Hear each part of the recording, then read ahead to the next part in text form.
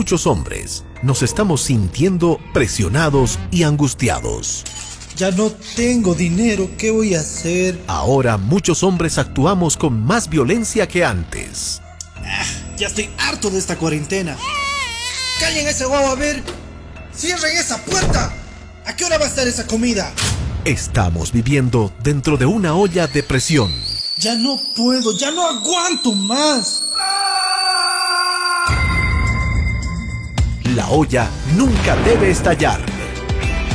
Nuevas historias, nuevos hombres. Amigas y amigos, iniciamos de esta manera nuestro espacio Nuevas Historias, Nuevos Hombres.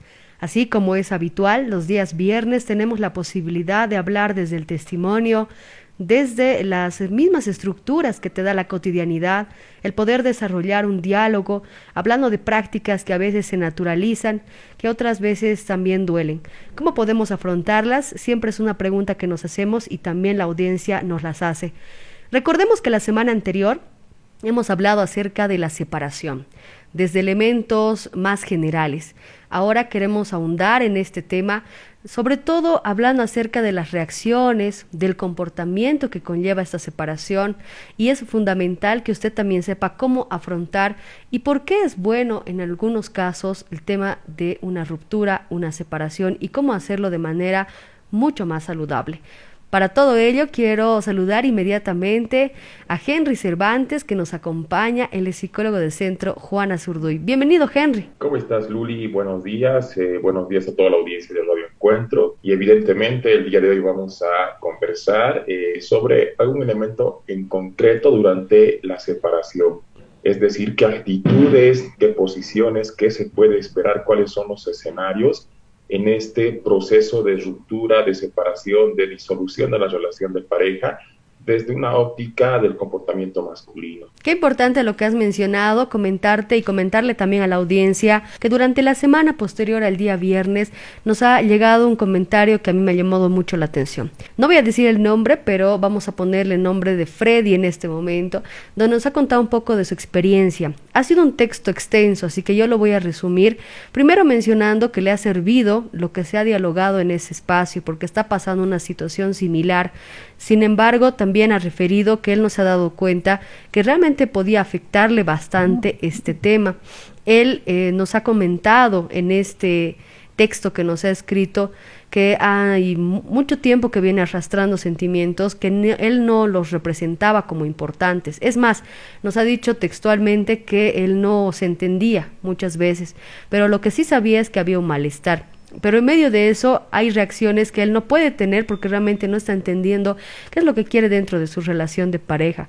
Lo que ha comprendido, y eso nos ha reiterado en el texto, es que a partir de lo que hemos podido dialogar, él necesita tomar una decisión y se ha dado cuenta que hay un malestar sobre todo de parte de su pareja que no se siente ya bien con él. Entonces él está expectante también para este tema y quiero comenzar con esos antecedentes. Bien.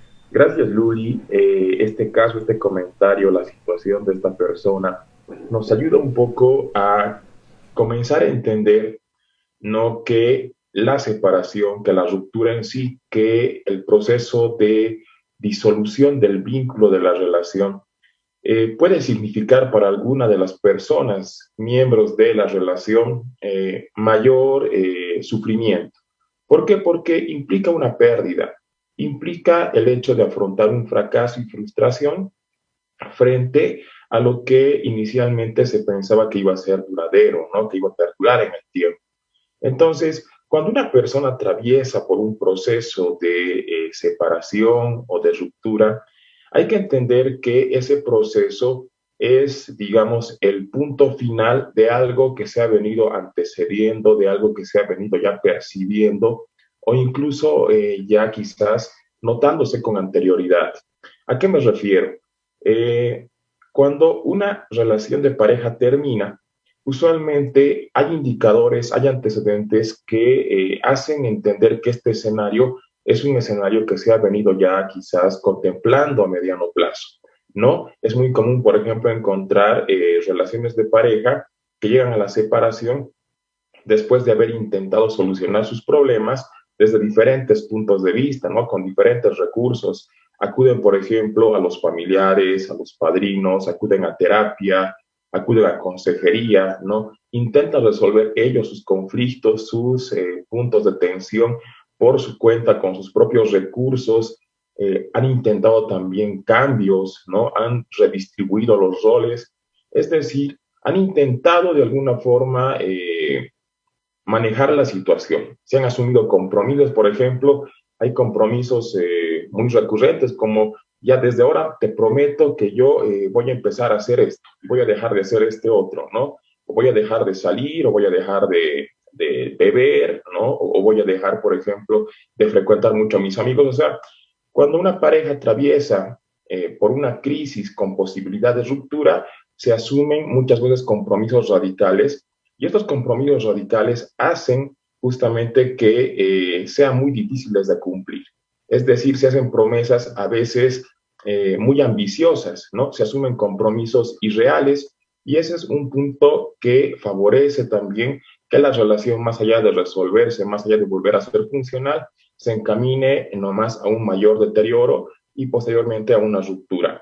Ahora, cuando una persona, una pareja es consciente de este proceso de deterioro, que a pesar de los esfuerzos, la relación ya es insostenible, también muchas veces por escenarios de violencia, se pasa generalmente por un proceso de duelo, ¿no? Por un proceso de pérdida, donde ese proyecto de vida en común finalmente se va disolviendo, se va diluyendo, ¿no? Y con eso se diluyen, se pierden expectativas, con eso se pierden, por ejemplo, objetivos, ¿no? Y en ese sentido es que algunos de los miembros o los dos miembros, en este caso, ¿no? Empiezan a sentir malestar, ¿no? Empiezan a sentir una serie de emociones caracterizadas por una sensación de vacío, generalmente, ¿no? Pero también caracterizadas por algo de melancolía y nostalgia por lo que tenía que ser y no pudo haber sido. Entonces, es una respuesta muy común, por ejemplo, en las primeras etapas de la ruptura, que las personas en las relaciones de pareja sientan este malestar y a veces este malestar muchas veces motiva a algunas de las partes, a algunas de las personas a reintentar tomar contacto, digamos, un último intento de volver a hacer funcionar la relación. Y es acá donde muchas veces, según el comentario de este inicial que tú planteabas, se asumen comportamientos, actitudes que quizás en condiciones normales la gente no lo haría, ¿no? Aquí, por ejemplo, podemos encontrar a hombres generalmente, ¿no? Que insisten constantemente en retomar la relación, que llaman, que buscan, ¿no? Que poco más asumen una actitud de acoso y de insistencia frente a la posibilidad de la ruptura o a la ruptura como tal, con el propósito de restablecer, de rescatar de alguna forma la relación como tal, ¿no? Son consideraciones que de seguro tendrán que ver también con el manejo de las emociones. ¿Cuántas veces el hecho de no poder mirar al espejo y quizás decir, a ver, ¿qué estoy sintiendo? Hace como un vacío, ¿no? Una incertidumbre. Hemos podido evidenciar, Henry, también con la gente que ha ido participando, que muchos no se entienden a sí mismos, y lo han dicho textualmente. Entonces, a partir de no entenderme, ¿qué significa esto? ¿Cómo yo puedo empezar un proceso en el cual me reconozca a mí mismo, acepte algunas situaciones, pero sobre todo afiance mi identidad, mi personalidad, porque tiene que ver también con una construcción de lo que soy yo para poder entenderme? Un aspecto fundamental que tú has remarcado es el tema de poder responder ante una situación. Pero generalmente lo hacemos cuando tenemos también un entrenamiento que nos permite hablar de lo que sentimos, expresarnos libremente. Pero ¿qué pasa con aquellos, sobre todo varones, que no están acostumbrados a decir lo que sienten, lo que piensan? ¿Cómo podemos trabajar en esto?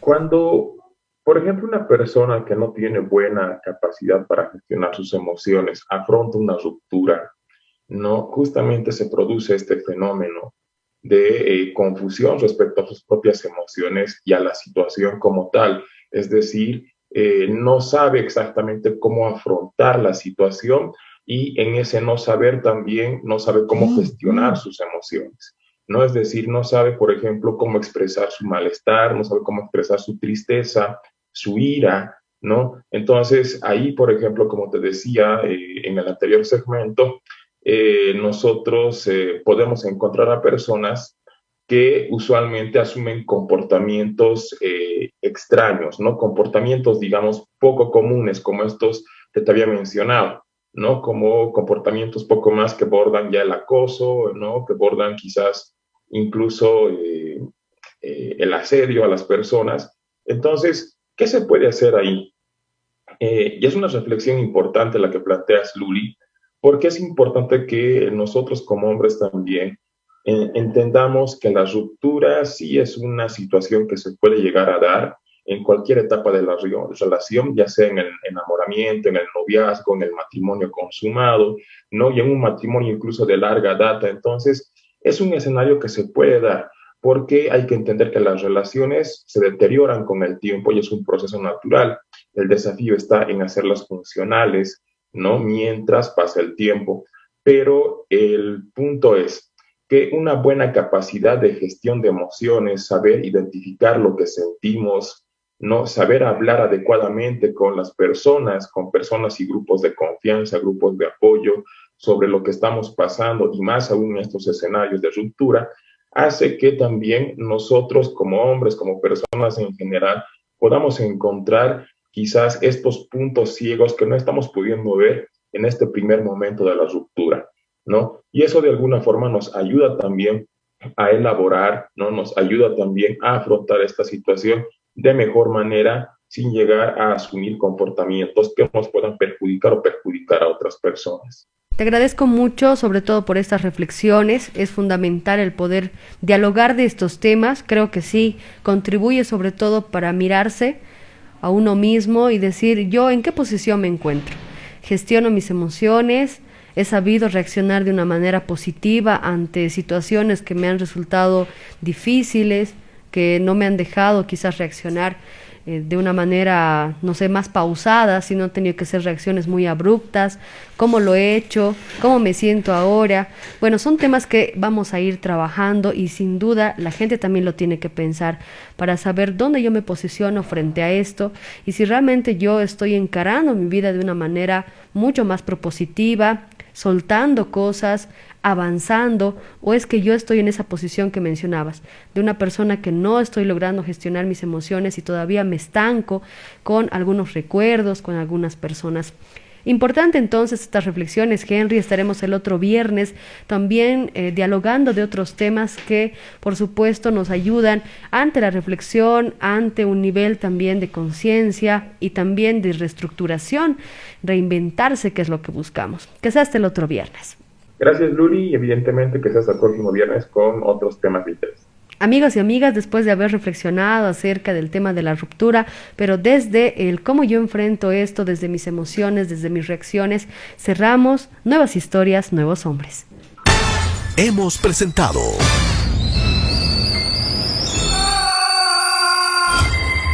La olla nunca debe estallar. Nuevas historias, nuevos hombres.